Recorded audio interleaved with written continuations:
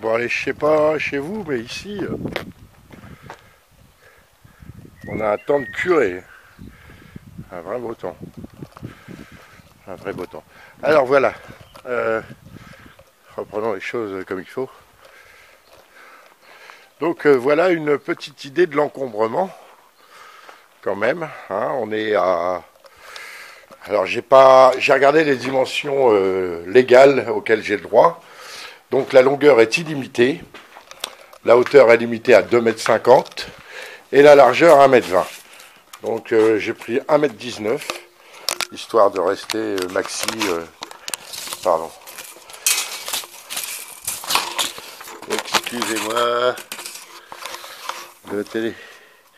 Voilà. 1,19 m. Histoire de dire, voilà quoi, je dépasse pas les 120. Hein, même mes écrous de roue, ils dépassent pas les 120. Voilà. Donc 1,19 m et la hauteur totale, on est à. Euh, hop.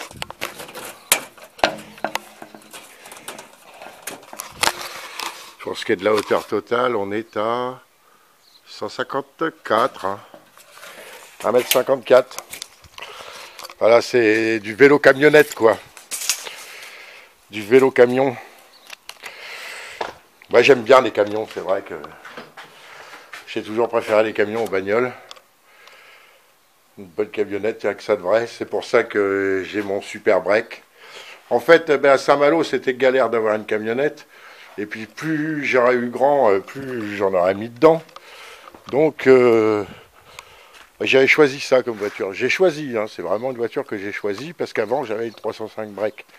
Et j'ai bien fait, quoi. Je l'avais payé 250 balles.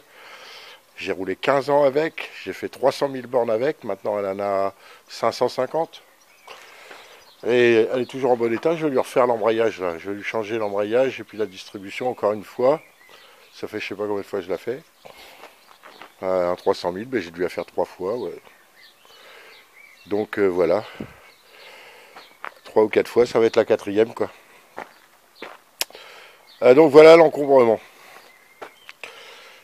L'avant, il va s'arrondir. Hein. Je vais cintrer un peu là. Je vais essayer de cintrer vers l'intérieur et cintrer en remontant vers là pour arriver ici. Et puis l'avant va être pointu, quoi. Histoire d'avoir un peu d'aérodynamisme. Vu que là déjà on a une belle prise au vent. Donc je fais donc bel et bien un arrondi en haut. Hein. Mais maintenant je vais passer à la structure bois. Donc je refais le même cadre à l'arrière. Je fais un jambage. Alors là je vais remettre un tube là. Un tube là. Je vais les jamber par-dessous comme j'ai fait là derrière. Et ça va m'aider, ça va porter la caisse et ça va rigidifier l'ensemble du vélo. Voilà, c'est ce qui va rigidifier tout l'ensemble du vélo. Devant, c'est suffisamment rigide. J'en rajoute juste une là et c'est fini. Après, c'est fini la ferraille. On va passer qu'en bois. Peut-être 2 tubes là aussi comme ça là. Voilà, ça va dépendre. Parce que je commence à en avoir marre là. Aujourd'hui, ben, comme il n'y avait plus, j'étais obligé d'aller acheter au supermarché. Alors j'ai pris 4 barres de 2 mètres. J'ai payé les 4 barres de 2 mètres. Ben, une barre de 2 mètres, elle était à 12,50 €, soit quasiment le prix d'une barre de 6 mètres. Quoi. Donc voilà, j'ai acheté 4 barres de 2 mètres au supermarché. Ça pique un peu le. Hein, ça pique un petit peu. Donc voilà. Donc ça me ferait encore racheter. Là, j'ai assez pour faire l'arrière. Mais après, c'est tout. Donc il me faut encore 2 barres de 2 mètres, 3 barres de 2 mètres. Oui, puisqu'il y a les jambages à faire. Il me faut encore 3 barres de 2 mètres. Ça pique encore. Alors, je vais peut-être 3 barres de 2 mètres, ça fait une barre de 6 mètres. Donc, je vais peut-être essayer de me démerder pour aller chercher ça à Saint-Malo. Après, Saint-Malo, le problème, c'est que j'ai pas l'autonomie aller-retour. On va couper le jus. J'arrête là pour ce soir, sinon je n'ai rien à avoir à faire demain. Vous voyez, là, il me reste des bouts à répondre, comme ça, là, pour faire mes deux poteaux arrière. Donc quand j'aurai fait mes deux poteaux arrière, que la forme de la caisse elle sera faite, après ça va être du bois. Après je vais passer en bois. Le bois c'est suffisamment rigide. Je vais rajouter 1 ou 2 kilos de bois. Et après c'est la toile et le polystyrène.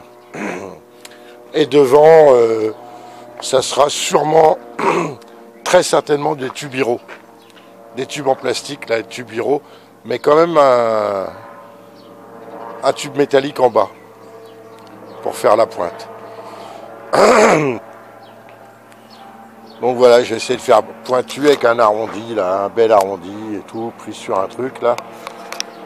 Et à savoir que je fais en toile. Alors après, j'ai une portière coulissante à faire, que je vais faire dans un contreplaqué de 3, et en espérant qu'elle épouse l'arrondi. C'est quoi ça? C'est la volaille? Ah non, c'est un... Je croyais que c'était un hélicoptère, mais non, c'est pas un hélicoptère, c'est un autogire.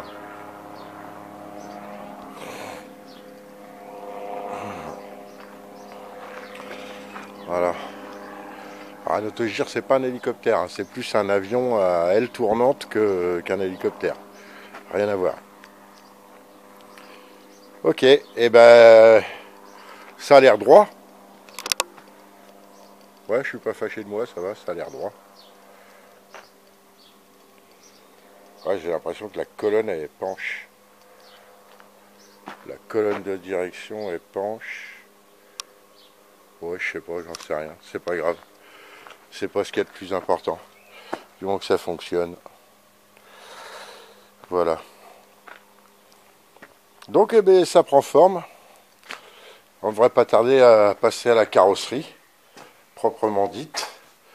Donc, le plancher, ça sera du contreplaqué de 3 mm, avec époxy dessus-dessous.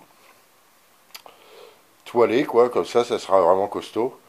Un peu de fil de verre avec de l'époxy, parce que surtout, si vous voulez faire ça, si vous voulez mettre de la fibre de verre par-dessus du bois, vous ne pouvez pas utiliser de la résine polyester. Ça ne fonctionne pas. À la résine polyester, ça ne fonctionne pas, ça se décolle, ça tient pas et tout. Vous êtes obligé de passer à la résine époxy qui est très chère. Mais il n'y a pas le choix, le polyester sur le bois, ça ne tient pas. Vous pouvez l'enlever après, ou alors vous faites sur une table, vous enduisez une table de résine polyester, et vous faites directement une planche en polyester, mais pas de bois avec du polyester, ça ne tient pas. Voilà, ça c'est ce que j'ai appris en marine. Voilà. L'air de rien, ce que j'ai appris en marine, ça a été un complément de toutes mes compétences de mécanique, de tout ça et tout, quoi. Ça va vraiment. La marine, c'est chouette, quoi. Voilà. Bon, du coup, j'ai encore des soudures à faire parce que tout ça, ça n'est que pointé là pour l'instant, à part ça que j'ai soudé vraiment. Mais sinon, le reste n'est que pointé à l'arrière. Enfin, du bon pointage, bien costaud pour pas que ça bouge. Puis là, j'ai l'angoisse de me prendre dedans, de me prendre les pattes dedans. C'est pour ça que j'ai fait le cadre avant en premier. Voilà. Et j'ai été mettre ça et tout, mais je veux pas que ça bouge, alors voilà. Voilà, ensuite c'est du bois. C'est du bois, des garde-boue. Alors les garde-boue, ils vont faire arrondi comme ça, comme ça, comme ça, droit jusque là. Hop, et reposé par là, avec un truc, une planchette ici, là, du contreplaqué de 3 encore. Voilà, ou quelque chose de plus léger. Je crois que j'ai des trucs de plaquage. C'est assez rigide et tout. Ça devrait faire quelque chose de léger. Je sais pas ce que je vais utiliser comme matériau, mais je fais 2 beaux garde-boue et une carrosserie bien fermée. La conduite intérieure, et tant qu'à faire, ça va être étanche. Et là, il y aura le panneau solaire central. De l'autre côté, le panneau solaire qui basculant, en porte basculante. Et à l'arrière, je ne vais pas faire de porte, je crois. Je vais juste mettre un bon hublot. Juste un bon hublot, un truc dans le genre. Mais parce que ah ouais, les hublots, c'est bien joli, mais alors le plexiglas, c'est très très cher et c'est très très lourd. Comme le panneau solaire d'ailleurs, c'est très lourd. Les deux panneaux solaires, c'est vraiment très lourd. D'ailleurs, c'est vrai que ça m'embête d'en mettre un que d'un côté, mais bon, c'est pas grave. De toute façon, si jamais il y a besoin, les amortisseurs arrière, là, enfin les faux amortisseurs arrière, je leur remets des cales sous les ressorts. Hein. Ou alors je coupe en deux le ressort supplémentaire que j'ai et je le rajoute. Voilà, ça c'est pas compliqué tout ça. Voilà.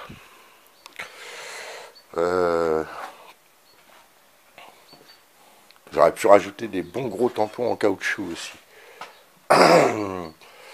Voilà, donc la chaîne, les passages de câbles, mais je voulais finir ma structure avant de faire les passages de câbles. Et puis, où vais-je mettre mes batteries? Où vais-je mettre mes batteries? Parce que là, le problème, c'est de rallonger les câbles de tableau de bord. C'est une galère, ça. Donc les câbles de batterie, tout ça, c'est pas assez long. Donc je vais voir, je vais regarder si je peux faire ça moi-même ou pas. Là, le deuxième capteur, il va se trouver ici. L'autre, il est vraiment court, quoi.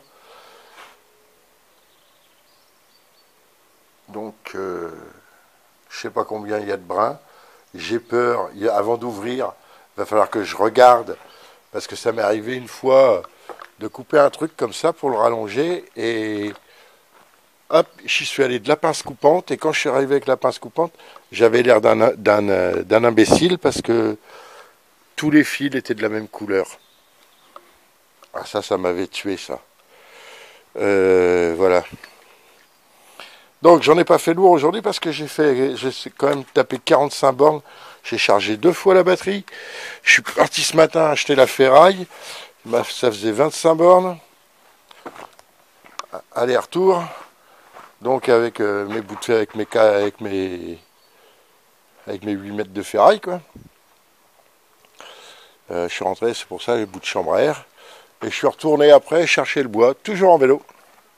Toujours en vélo. Je trouve personne pour m'emmener avec ma voiture, non mais sans déconner. Je trouve même pas un clampin pour me conduire avec ma bagnole. Ma bagnole est toujours assurée. Ça fait 1 mois et demi qu'il y a la déchetterie dedans. J'ai toujours pas pu la vider. Voilà quoi. 1 mois et demi qu'il y a la déchette dedans. Bon allez, je vous laisse, mes bêtises, ça vous intéresse pas. Il n'y a que mon vélo qui vous intéresse, c'est logique. Allez, bonne soirée.